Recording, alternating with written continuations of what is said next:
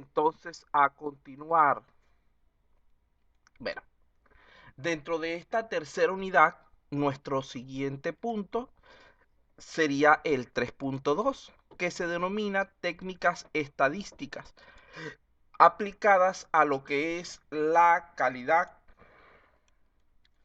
En primer lugar, debemos estar conscientes de qué significa la capacidad de un proceso. Es simplemente el grado de actitud que tiene para cumplir con lo que serían las especificaciones técnicas que se establecieron para él. Además de esto, nosotros podemos, en base a esas características de capacidad, decir que cuando la capacidad es alta, decimos que el sistema es capaz. Es decir, que cumple con las especificaciones técnicas. Y cuando el sistema se mantiene estable, el proceso se mantiene estable, decimos que es de tipo controlado. Fíjense que son dos términos que también están por allí en su evaluación. Repito, cuando la capacidad es alta, decimos que el sistema es capaz, es decir, que puede cumplir con sus especificaciones técnicas, con lo que el usuario espera de él. Cuando el sistema se mantiene estable, decimos que es un sistema controlado, que está bajo control. Es decir, que no presenta interrupciones o malos funcionamientos inesperados en lo posible. Por otra parte, hay varias herramientas estadísticas que nosotros vamos a incluir dentro de este tema, resaltando los histogramas, los gráficos de control, los gráficos de probabilidad y los índices de capacidad. Dentro de esto, mayormente me fundamenté para ustedes en lo que sería nuevamente el entender para qué nos sirve cada uno de esos diagramas. La parte de construcción realmente la omití porque son como que demasiados pasos para un examen como el que tienen que presentar. En primer lugar tendríamos los histogramas, los cuales no son otra cosa sino la representación gráfica de las variaciones de una variable en forma de diagrama de barras, donde la superficie o la altura de cada una de esas barras es proporcional a la frecuencia con la que se presenta dentro del estudio, permitiendo así la comparación de los resultados de un proceso. Fíjense que aquí algo importante de recordar es que el ancho de todas estas barras es normalmente igual. Vean que esta y estas son del mismo ancho y todas son realmente del mismo ancho. Lo que varía son sus alturas. Este es un tipo de diagrama muy utilizado. Inclusive normalmente cuando están trabajando con su tesis terminan trabajando con este modelo en la actualidad. Sirve para tener una primera vista general, es decir, un panorama de la distribución de esa variable respecto a una característica específica de tipo cuantitativo y continuo. De esta manera nos va a ofrecer una visión de grupo, permitiendo percatarnos acerca de preferencias o tendencias de parte de nuestra muestra o población.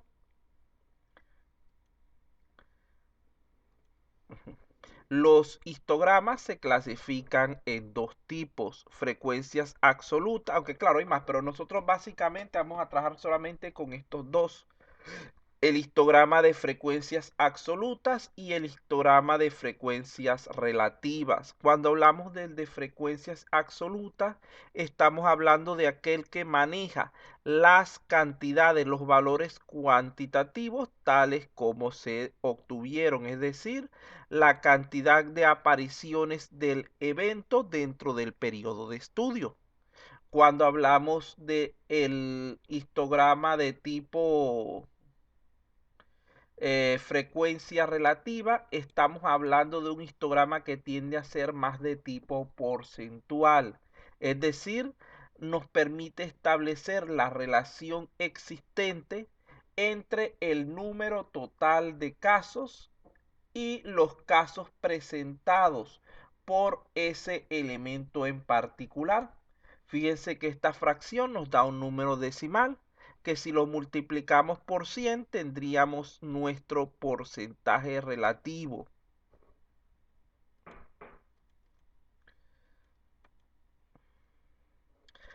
Nuevamente, como les dije, los pasos para construcción los vamos a omitir. No les coloqué ejercicios de este tipo, así que esto les queda sobre todo para su aprendizaje personal.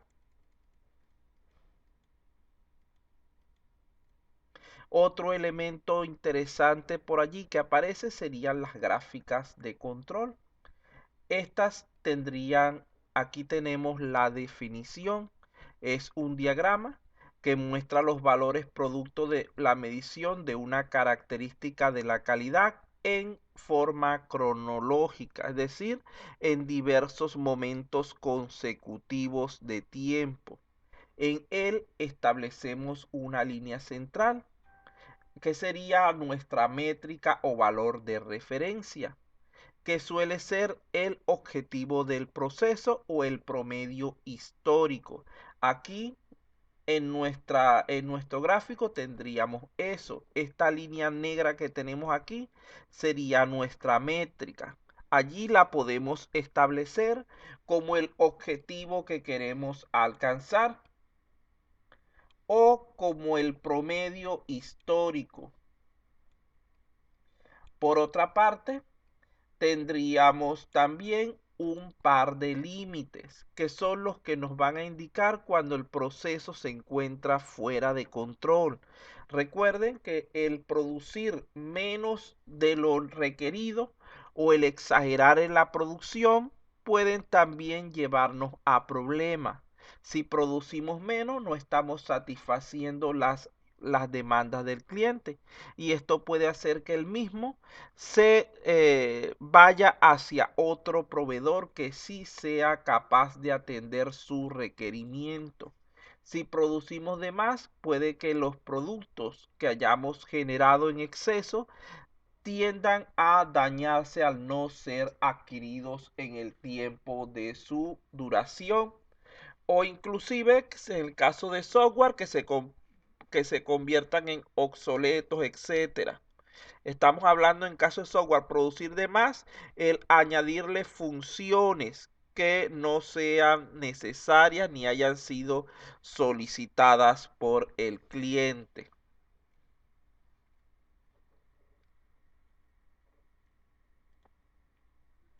Aquí tendríamos los elementos fundamentales, la terminología básica para este tipo de diagramas. Vean que allí destacan dos conceptos, que sería el de causa asignable y el de causa aleatoria. Cuando hablamos de una causa asignable, es aquella que se puede establecer de manera concreta y que origina una variación significativa del proceso fuera del rango establecido, estando vinculada a una situación en particular que nosotros podríamos controlar o corregir.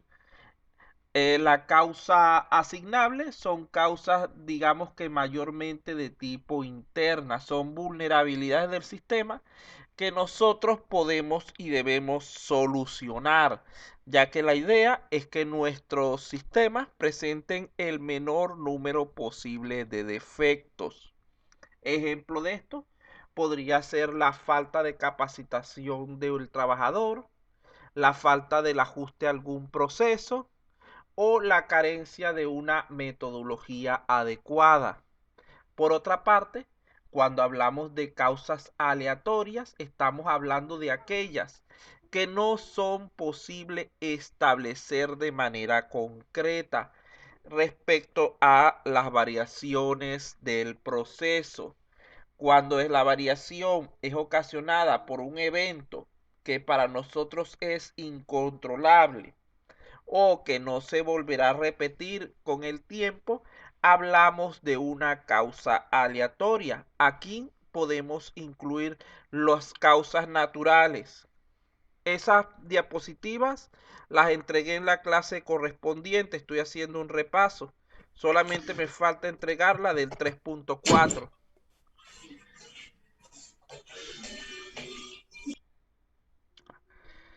Continuamos entonces.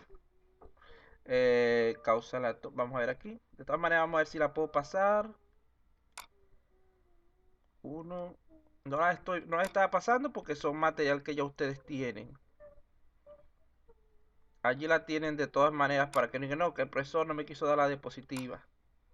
Bueno, entonces fíjense que entre las causas aleatorias, por ejemplo, en nuestro caso, en el momento inicial, pudo haber sido la pandemia una causa aleatoria de problemas o de variaciones dentro de nuestro sistema. Pero ya cuando se va extendiendo en el tiempo, se va convirtiendo en algo controlable. Por lo tanto, pasaría a ser de tipo asignable. Otra cosa interesante respecto a estos dos tipos de causas sería que en estadística se dice que un proceso es estable, es decir, que se encuentra en control cuando hemos eliminado todas las causas asignables. Y la única causa de variación que se pueda presentar sean aquellas de tipo aleatorio, es decir, imprevisibles. En esa condición se pueden hacer inferencias con respecto a lo que es la salida del proceso. Esto es las características de la calidad que se están midiendo. En cambio, la presencia de causas asignables hace que el proceso se desestabilice, impidiendo la predicción adecuada de su comportamiento futuro.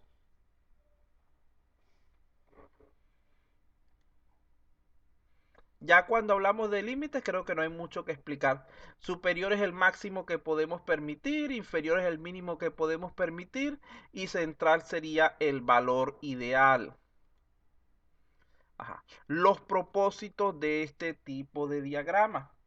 Allí hablaríamos en primer lugar de lo que sería, esta creo que también es otra cosa que puse por allí en las preguntas. Tendríamos en primer lugar lo que sería el análisis de procesos. En este caso, busca establecer los límites de control, permitiendo con ello evaluar el proceso para determinar las anormalidades que se puedan presentar, es decir, las desviaciones o variaciones del mismo, permitiendo con esto controlar de manera eficiente el proceso. Tendremos también lo que es el control de procesos. Este nos permite conocer el comportamiento real del proceso o sistema. ¿Es estable? ¿Se mantiene? ¿Qué tan frecuentemente sale de control?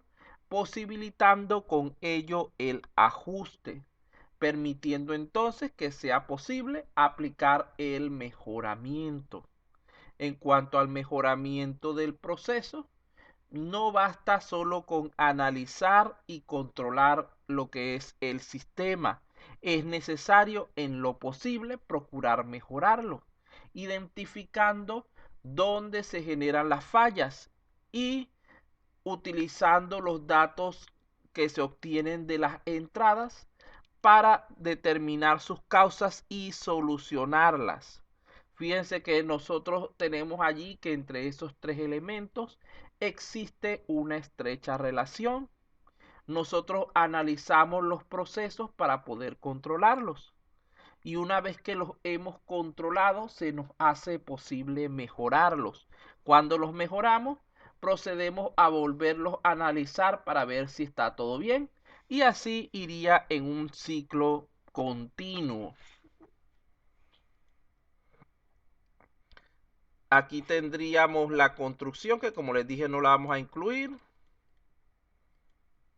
Aquí tenemos algunas normas, tampoco lo vamos a incluir. Ahora vendría lo que serían las gráficas de probabilidad, que es un temita corto. La gráfica de probabilidad es una técnica utilizada para constatar la normalidad de un conjunto de datos que permite comparar la distribución empírica de nuestra muestra con la distribución normal. ¿Qué significa esto en pocas palabras? En estadística existen una serie de tablas que nos sirven como referencia, como métrica para analizar los procesos, los proyectos o cualquier tipo de situación. Entre ellas, la más destacada es la tabla de valores normales, que sería esa campana gaussiana que tienen ustedes allí en pantalla. Lo que hacemos en ese caso es comparar nuestro valor obtenido con el correspondiente dentro de lo que es la forma de distribución normal. Si se encuentra dentro de lo que es el rango permitido, por ejemplo en este caso aquí, nosotros decimos que es un valor que se puede aceptar. Si se sale, por ejemplo, queda aquí por fuera, decimos que es un elemento no válido y debemos buscar la manera de solucionarlos. Fíjense que lo más normal es trabajar con 1 o 2 unidades de desviación, que sería hasta aquí, tanto de manera positiva como de manera negativa. Y aquí ya estamos incluyendo la gran mayoría de los casos posibles. 35, 70, 80, 90, estamos hablando de 96, de más del 95% de los casos posibles. Es decir, estaríamos hablando de un nivel de significancia de 0,05. El máximo error permitido, el 5%.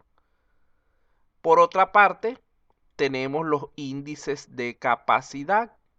En este punto estaríamos haciendo referencia a la relación existente entre la variación natural que debería tener un proceso y el nivel de variación que se había especificado. Es decir, entre la variación real y la variación ideal.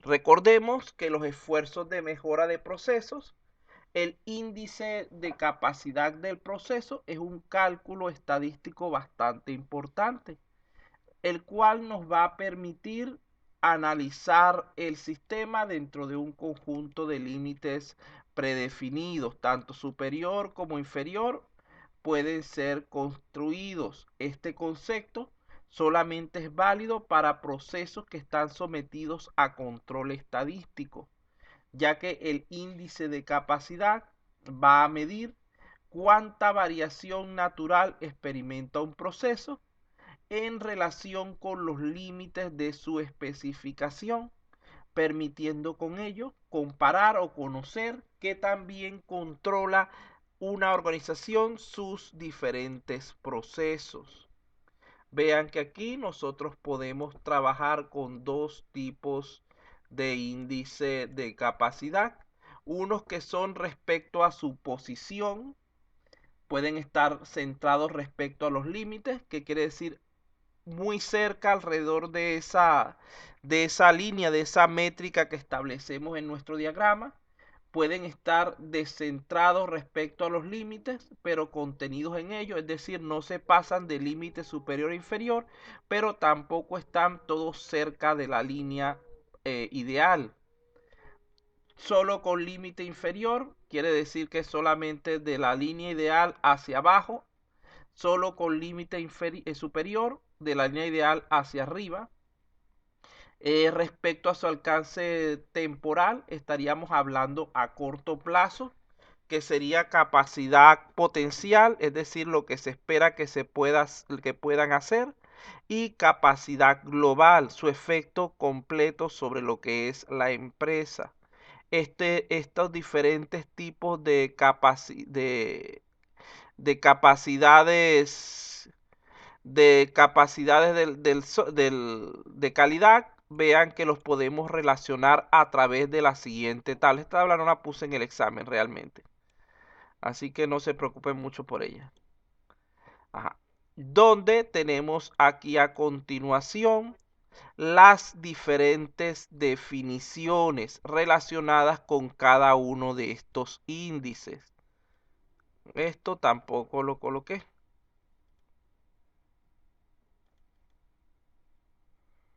Donde recuerden que inclusive se pueden establecer ciertos índices de capacidad, como este que está aquí, que está relacionado con lo que es el límite superior, y este que está aquí, que está relacionado con el límite inferior.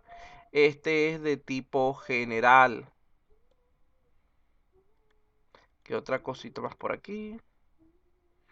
Para ver, esto tampoco. Esto tampoco le presté atención en la evaluación.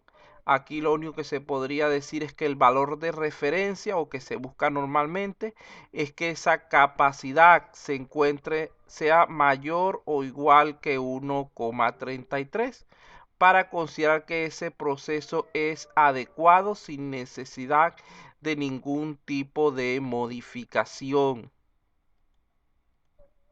Aquí tenemos un ejemplo. Esto tampoco.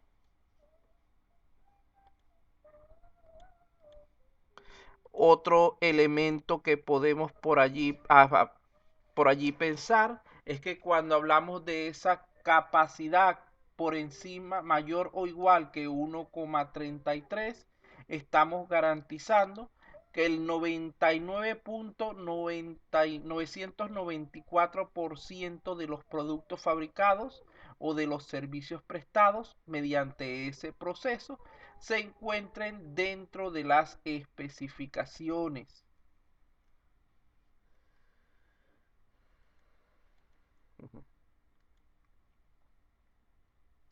Otro elemento que estuvimos revisando en ese tema 3.2 está relacionado con el diseño de experimentos. Vean que en este caso decimos que tiene por finalidad averiguar cómo los factores influyen en una o varias variables de interés para la calidad. Esto es muy similar a lo que normalmente utilizamos cuando estamos en el proceso de construcción de la tesis. Vean que aquí, si nosotros logramos demostrar que dicha influencia existe, debemos cuantificarla. Y para ello es necesario seguir cierto proceso. Vamos a borrar aquí esto. Aquí estaría el proceso, que nuevamente no lo estoy tomando en cuenta. Y con eso terminaría lo que es el tema 3.2. ¿Alguna pregunta al respecto?